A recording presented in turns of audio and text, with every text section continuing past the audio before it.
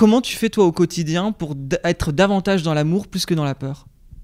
C'est pas facile, parce qu'encore une fois, la peur, elle est inscrite dans nos gènes, dans nos réflexes. Et heureusement, encore une fois, parce que la peur, elle sauve aussi la vie. Enfin, il faut pas faire de la peur l'ennemi absolu. Il faut juste la peur, savoir la mettre au bon endroit. Et finalement, il y a assez peu d'endroits, en tout cas pour nous qui vivons dans des mondes très sécurisés. Quand vous êtes seul dans la jungle, la peur, elle doit prendre une grande place, parce que le danger, il est partout. Donc là, évidemment, on a besoin de la peur. Mais une fois, même quand vous êtes dans la jungle, une fois que vous êtes posé dans votre camp, où les alentours sont sécurisés, si la peur, elle vous conduit jusqu'à, par exemple, manger la part de votre compagnon de séjour dans la jungle parce que vous avez peur d'avoir faim demain matin, ben là, c'est une peur qui n'a plus lieu d'être. Et c'est une peur qui est nocive pour le vivre ensemble et pour l'harmonie. Donc la peur, elle est utile, il faut juste la mettre au bon endroit.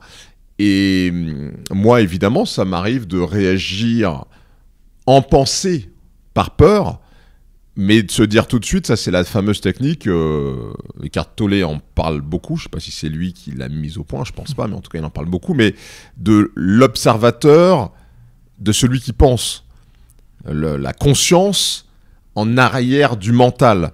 Et cette conscience, elle permet d'étouffer des réactions du mental qui sont des réactions instinctives, animales, primaires, mais qui n'ont pas lieu d'être et qui permettent de dire, bon ben voilà, cette réaction-là, Harry, ne la manifeste pas, ne la concrétise pas, n'y met pas d'énergie. Tu l'as en pensée, ce que j'écris dans ce livre, hein, d'ailleurs, c'est que en l'existence, en ce que j'appelle la source, qui est le champ des possibles, il y a le bien et il y a le mal. Il n'y a aucun mal à penser mal. Il y a aucun mal.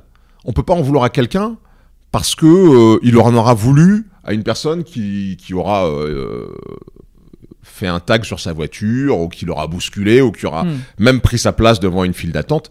C'est normal de penser à mal à ce moment-là et de penser mais quel enfoiré, je vais lui régler son compte.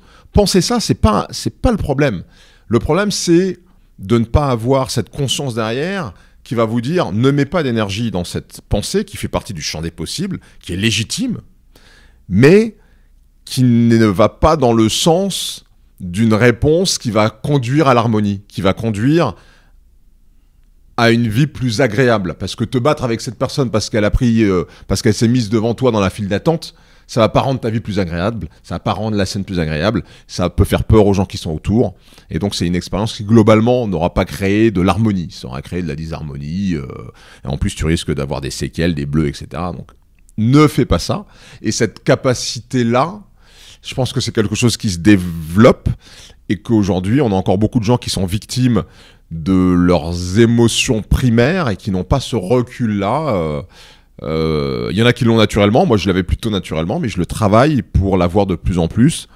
Et essayer non pas de contrarier ma nature, mais de l'accompagner et d'être un peu moins primaire. Et je pense que c'est ça le sens de l'évolution, c'est d'être de moins en moins primaire et de plus en plus conscient de ce qui est bien pour soi individuellement et pour l'ensemble des gens qui nous entourent. Être plus conscient de ce qui est bien pour soi individuellement et de ce qui nous entoure. C'est vraiment un extrait que je trouve très intéressant, que je t'ai sélectionné là, parce que j'aime bien te sélectionner des petits extraits comme ça, et je trouve que Harry nous a partagé pas mal d'enseignements qui sont hyper intéressants, et pour le coup, j'ai aussi beaucoup aimé qu'au début, il dit c'est pas facile.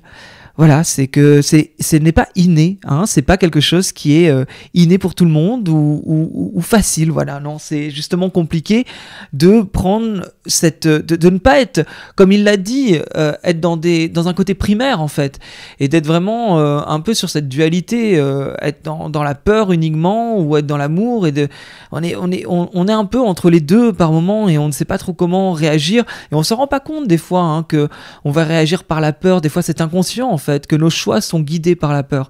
Moi le premier, c'est évident que des fois par la peur je vais choisir la sécurité, mais est-ce que c'est vraiment un choix qui est sain?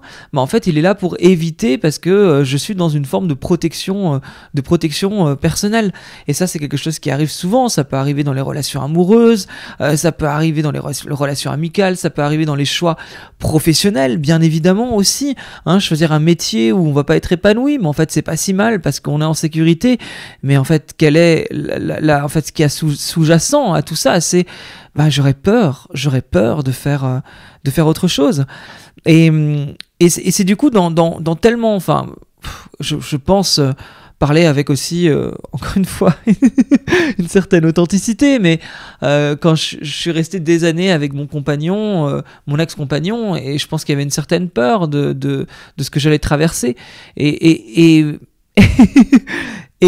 j'avais raison. J'avais raison parce que j'ai traversé, et encore aujourd'hui il y a des hauts et des bas, et ce chaos j'ai voulu l'éviter. J'avais peur de ce chaos, et quand on quitte une relation après 9 ans de couple, la relation de couple elle était pas si mal, mais elle était pas non plus extraordinaire, et à un moment donné on a fait un choix de se séparer. Il y avait énormément de peur. C'était beaucoup plus simple de rester avec lui, et finalement aujourd'hui, je n'ai plus peur, mais je comprends pourquoi j'ai eu peur à un moment donné. Je me souviens d'avoir rencontré quelqu'un qui a quitté... il a quitté sa femme, il a rompu, il avait des enfants, et il a décidé de se mettre avec quelqu'un, et on discutait, et je lui dis mais du coup c'est génial, aujourd'hui t'es épanoui, t'as refait ta vie, etc. Et il dit si c'était à refaire, je ne le referais pas. Parce que ça a été trop dur, parce que mes enfants m'en ont voulu, parce que j'ai été le méchant dans l'histoire. Et il dit franchement, même si aujourd'hui je suis heureux dans ma vie, si c'était à refaire, je ne l'aurais pas refait. Comme quoi il faut du courage aussi pour réussir à faire des choix de l'amour plus que de la peur. Aller vers des choix de l'amour, pour moi, il faut énormément de courage, parce que choisir la sécurité est souvent bien plus simple, quelque part, que d'avoir le courage de faire des choix qui vont vers sa propre liberté, son propre chemin individuel. Et ça, c'est quelque chose qui est intéressant. Quand je te demande, si tu le souhaites, de te questionner là-dessus, en quoi aujourd'hui les choix que tu as pu faire sont des choix de l'amour, dans l'amour et non la peur, et en quoi les choix à venir pourraient être faits plus dans l'amour que dans la peur. Il y a énormément de choix comme ça qui peuvent... J'ai pas de choses concrètes d'ailleurs, je suis en train de réfléchir là à te dire, j'ai tout le temps des exemples, et puis là j'en ai pas forcément, en tout cas là je t'en ai déjà donné quelques-uns, en tout cas c'est ce qui m'a parlé, mais c'est hyper intéressant en tout cas. Et au-delà d'aller chercher des changements de vie, de couple ou professionnel, Harry Roselmack dans cet extrait il parle aussi du fait que à un moment donné, on peut choisir d'être énervé contre quelqu'un, d'être dans une énergie peut-être de mal, de négativité, et puis à un moment donné de se dire on est unité dans ce monde, et puis ces personnes qui peuvent nous agacer, ou qui nous ont fait une queue de poisson, ou qui nous ont doublé quelque part, ou qui nous ont poussé, ou qui nous ont parlé mal, on peut choisir d'être dans cette énergie de ils sont chiants, ils sont ceci, ils sont cela, et je reste poli. Mais à un moment donné de se dire aussi je lâche, et puis ils ont peut-être vécu une sale journée ou autre, et prendre du recul en fait sur ces choses-là. Ça c'est peut-être plus simple pour moi. Des fois j'arrive à prendre du recul, et souvent je me dis je suis pas dans la tête de l'autre, donc plutôt que d'être dans une espèce d'agressivité de je ne suis pas content, c'est l'empathie envers la personne. C'est toujours un choix quelque part de revenir sur être dans l'amour, et ça paraît bisounours de le dire comme ça, mais je pense que c'est un sujet ultime. Quand je vois les êtres humains, je pense que le but des êtres humains, de toi, de moi, de nous tous, c'est d'être aimé au final, d'être aimé pour qui on est. Et en fait, on est bourré d'insécurité dans notre vie parce que on a peur de ne pas être aimé, de ne pas être apprécié, qu'on n'aime pas ce qu'on peut faire, la peur du regard des autres qui peut être très très grande. L'épisode avec Charlie Head là-dessus sur le regard des autres est hyper intéressant là-dessus. Mais au final, et c'est peut-être très personnel, là je fais peut-être une généralité, mais on peut souvent se poser des questions. Quand il se passe quelque chose dans ta vie, demande-toi les 5 pourquoi. Pourquoi. Et moi je me rends compte que quand je commence à me demander les pourquoi de telle situation ou de tel choix que je veux faire, au final il y a toujours le besoin d'être aimé. En tout cas, c'est quelque chose qui revient tout le temps chez moi. C'est ce besoin d'être accepté par les autres et d'être aimé et l'amour en règle générale. Bon, ça y est, je me suis encore livré sur plein de choses. Oh là là là là, je ne peux pas m'en empêcher. Bon, en tout cas, je vais arrêter là pour aujourd'hui. C'est le petit extrait. Je suis en pleine préparation de ma soirée, de mon anniversaire samedi soir.